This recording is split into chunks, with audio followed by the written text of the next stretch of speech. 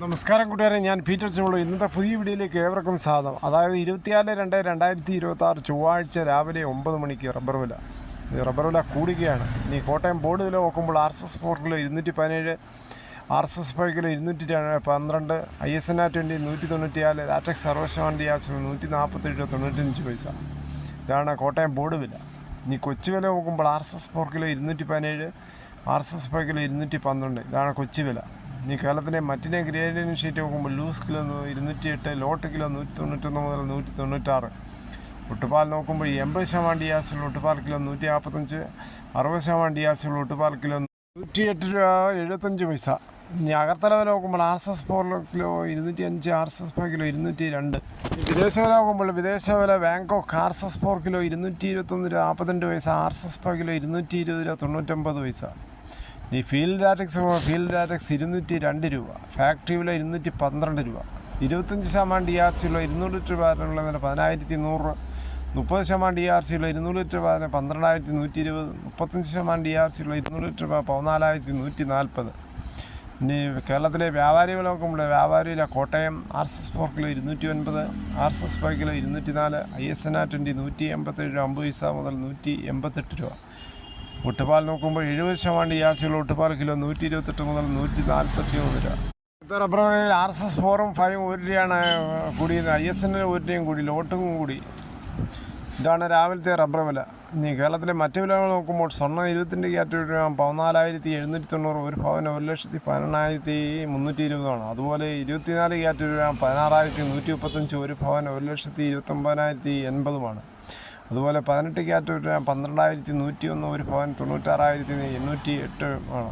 ഇന്നലെ വൈകിട്ട് 1 ഗ്രാം സ്വർണ്ണത്തിൻ്റെ മുകളിൽ 190, ഒരു പവൻ്റെ മുകളിൽ 1,520 രൂപയാണ് കൂടിയത്.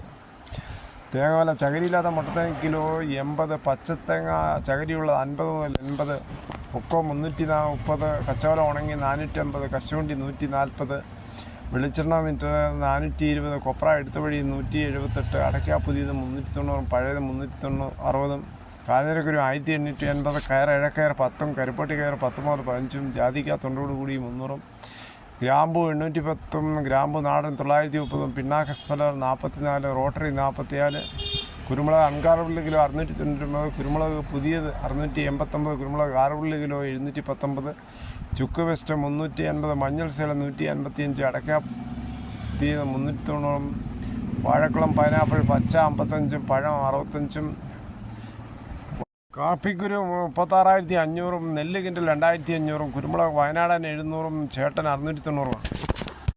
ജനങ്ങൾക്ക് ഏറ്റവും പ്രയോജനപ്പെടുന്ന ഒരു ആപ്പ് വരാൻ പോവുകയാണ്. കേരള മൊബൈൽ ആപ്പ് 26-ന് മുഖ്യമന്ത്രി പിണറായി വിജയൻ നാടിന് സമർപ്പിക്കും. സേവനങ്ങൾക്കും അപേക്ഷിക്കാനും ബില്ലുകൾ അടയ്ക്കാനും നമ്മുടെ കേരള ആപ്പ് മുഖേനയോ വെബ് പോർട്ടൽ വഴിയോ സാധിക്കും.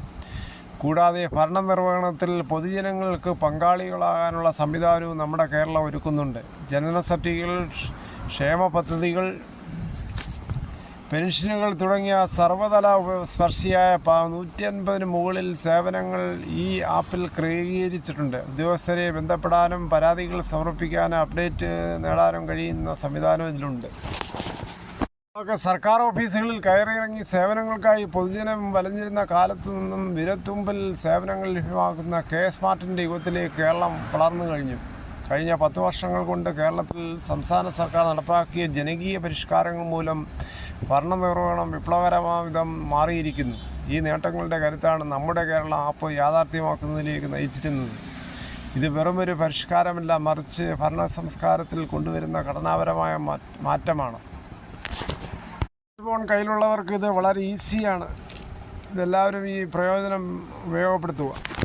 ഇതോടുകൂടി ഈ വീഡിയോയുടെ പൂർണ്ണമാകുന്നു. ഇത്രയും സമയം ക്ഷമയുടെ കേട്ടിരുന്നത് വളരെയധികം നന്ദി. നിങ്ങൾക്ക് ഇഷ്ടമായെങ്കിൽ ഒരു ലൈക്കും, ഒപ്പം നിങ്ങളുടെ വിലയേറിയ അഭിപ്രായങ്ങൾ സബ്സ്ക്രൈബ് ചെയ്യാൻ മറക്കല്ലേ.